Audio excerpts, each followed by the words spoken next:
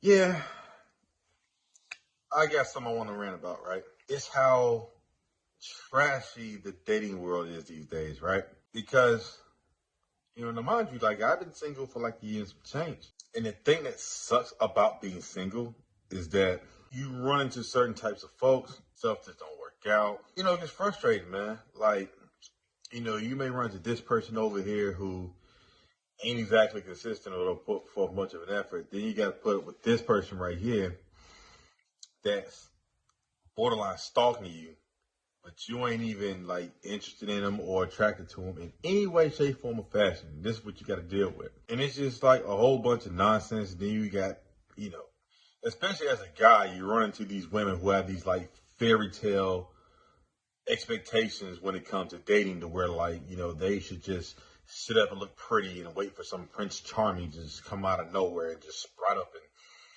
sweep her off her feet, and they just live happily ever after. And even throughout the whole process, she want to be this boss chick, but then want him to pay her bills and do this and that.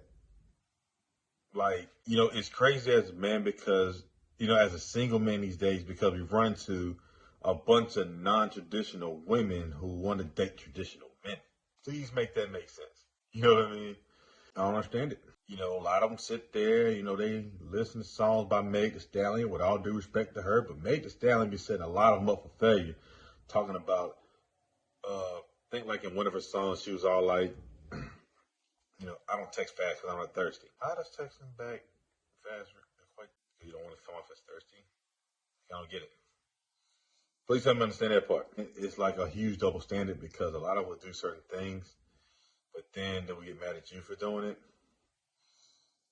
And then it's like an extreme lack of accountability amongst women because they'll sit there and slam guys for doing certain things and want us guys to slam them too. But then if women do certain things, then they want to make all kind of excuses or justifications for it.